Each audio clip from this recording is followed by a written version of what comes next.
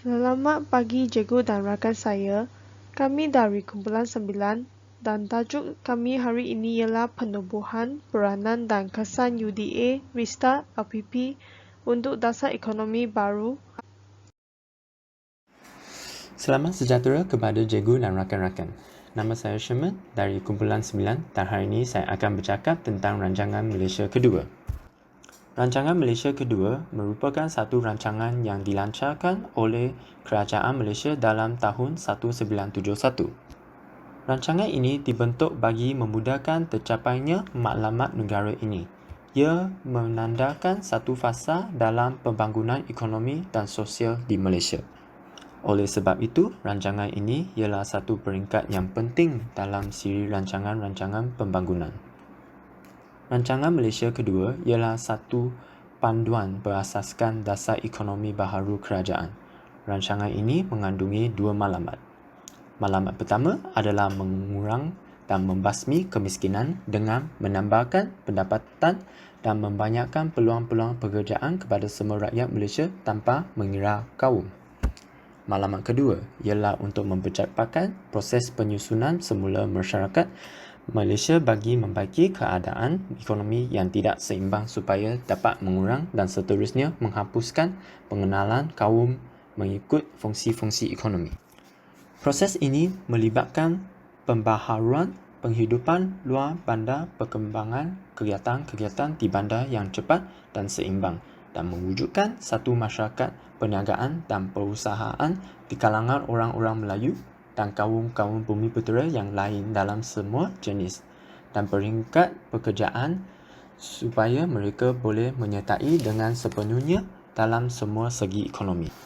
Dasar ekonomi baharu ini berasaskan kepada ekonomi yang berkembang dengan pesat dan yang dapat membanyakkan peluang-peluang untuk rakyat Malaysia serta punca-punca keluaran pembangunan.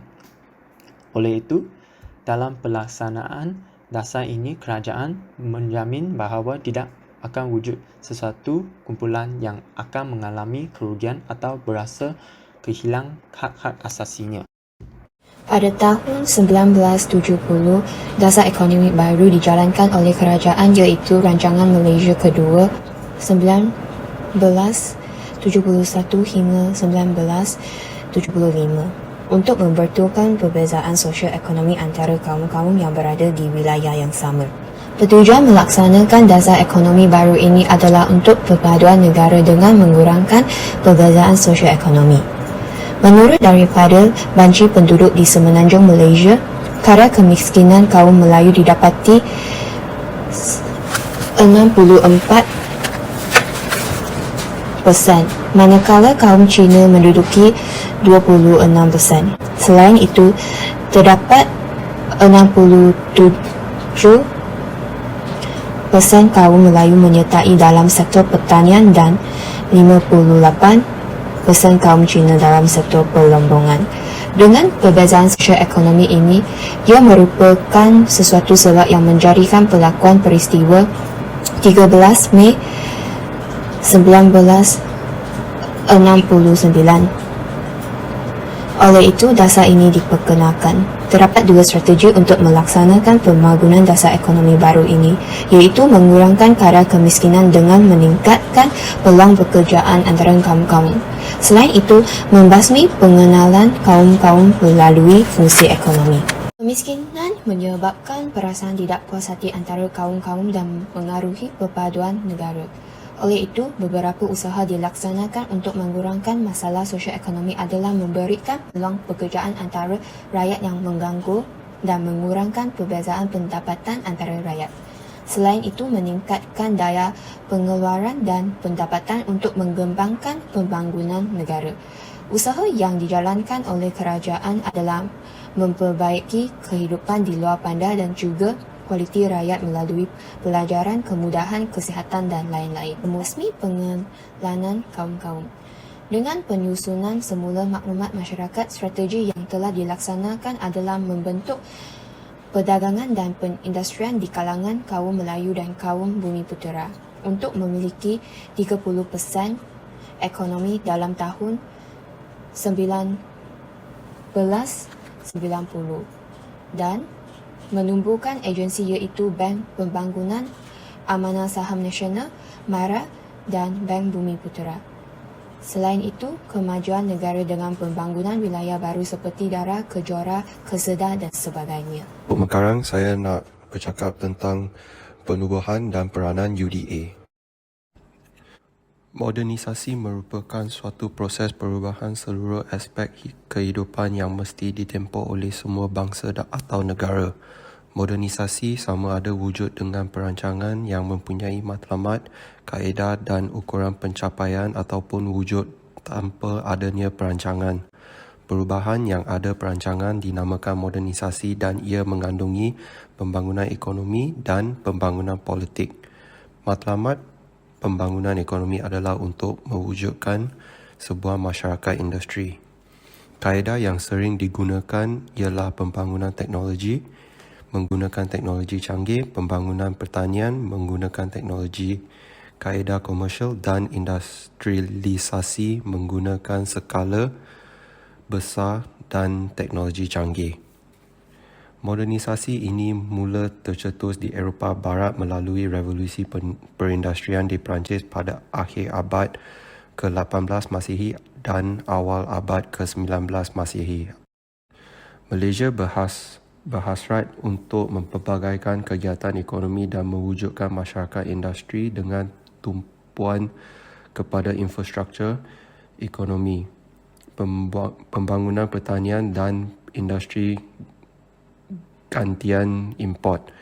Pada tahun 1960-an, pembangunan ekonomi bertumpu kepada ekspor. Di tahun 2000-an, pembangunan ekonomi secara K-ekonomi, knowledge economy, ukuran pencapaiannya ialah melalui keluaran dalam negara kasar KDNK. Indeks kualiti hidup, kadar kemiskinan dan kadar inflasi. Kaedah yang digunakan ialah dasar-dasar negara seperti rukun negara, dasar pertanian, dasar perindustrian dan sebagainya. Ekonomi Malaysia cukup unik kerana faktor-faktor pengeluaran modal, buruh, tanah dan sebagainya dimanipulasikan untuk sahaja tujuan ekonomi tetapi juga pembangunan negara yang mempunyai kepelbagaian etnik. Kesan Berbadanan Pembangunan Bandar UDA yang menghasilkan dasar ekonomi adalah pembangunan hantar tanah. UDA berjaya menyelesaikan semua lebih daripada 50 projek pembangunan hantar tanah komersial dan kediaman yang kami mulakan di seluruh Malaysia. Selain itu, kesan kedua UDA adalah pengurusan fasiliti. UDA menyediakan perkhidmatan pengurusan kemudahan untuk ruang bangunan lebih daripada 2 juta kaki persegi. Di samping itu, kesan ketiga UDA adalah pembangunan berbandaran di Malaysia. UDA membangunkan 7 bandar yang berkembang maju iaitu Subang Jaya, Bandar Tun Husein di Selangor, Taman Tun Dr. Ismail di Kuala Lumpur, Bandar Baru UDA di Johor Bahru dan Bandar Baru Batam di Pulau Pinang. Saya ingin membentangkan tentang penubuhan dan peranan RISTA. Bagaimanakah RISTA menubuhkan? Sebelum tahun 1973, terdapat 2 penubuhan yaitu Lembaga Perusahaan Getah Tanam Semula LPGTS pada tahun 1952 dan Rancangan Pengeluaran Benih Bermutu Tinggi SKIM 1956 atau 1959. Penubuhan selepas 1973 adalah pihak berkuasa kemajuan pekebun kecil perusahaan getah, yaitu RISTA, pada tahun 1972 dan mengambil alih unit khidmat nasihat pekebun kecil RRI. Sehingga tahun-tahun ini, pihak berkuasa kemajuan pekebun kecil perusahaan getah RISTA adalah sebuah badan berkanun yang ditubuhkan pada 1 Januari 1973 di bawah Akta 85 tahun 1972. Melihatkan pada skrin di atas, terdapat 2 akta penubuhan RISTA yaitu Akta Pihak Berkuasa Kemajuan Pekebun Kecil Perusahaan Getah RISTA adalah Akta 85 tahun 1972 dan Ordinan Kumpulan Wang Perusahaan Getah Penanaman Semula 1952. Apakah peranan RISTA? RISTA sebenarnya berperanan mentadbir kumpulan wang perusahaan getah penanaman semula atau disebut tabung wang SES. RISTA juga berfungsi untuk mengurus dan mengendalikan rancangan-rancangan yang diluluskan di bawah Ordinan 1952 dan merancang dan melaksanakan segala pembaharuan penyelidikan dalam sektor pekebun kecil.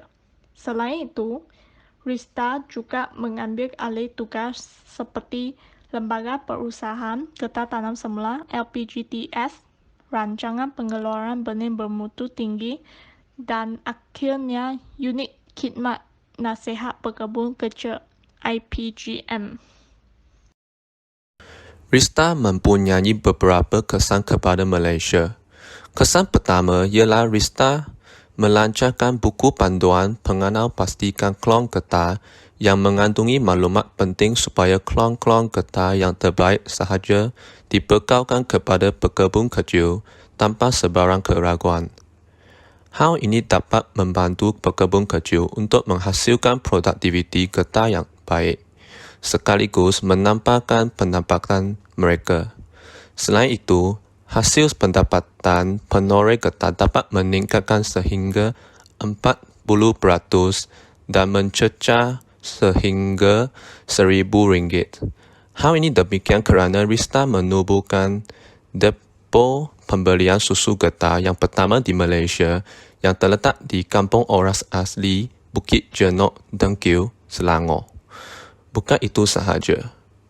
Penoreh getah juga boleh menjual terus getah cair kepada RISTA secara harian tanpa melalui perare.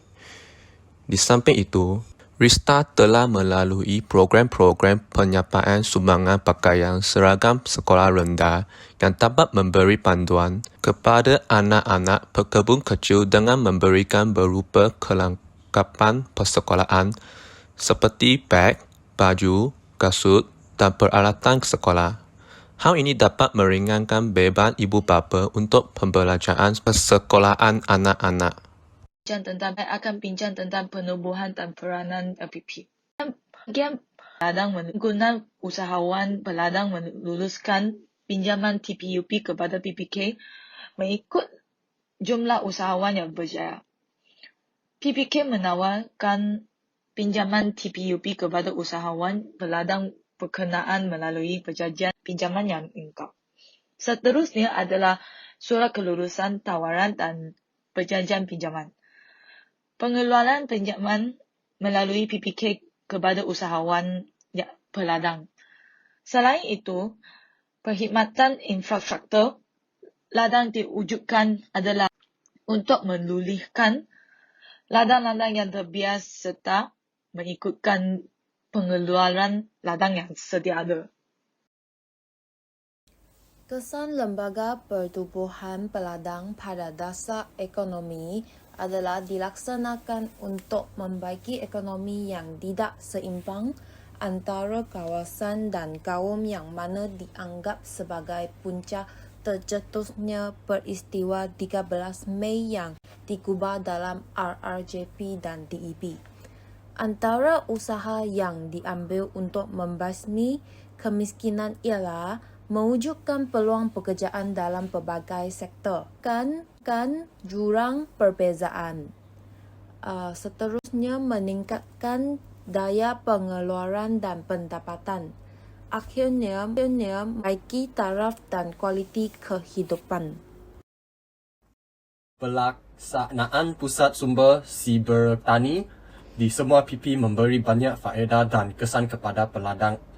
Antaranya, segala maklumat yang berkaitan dengan peladang dapat dikumpulkan dan disatukan. Pembangunan sistem maklumat ahli peladang yang bertujuan untuk menyimpan rekod akan memudahkan mereka menemat status mereka di PP. Seterusnya, pemantauan maklumat terkini dapat dijalankan dengan berkesan dan segala maklumat dapat diselaraskan dengan lebih cepat.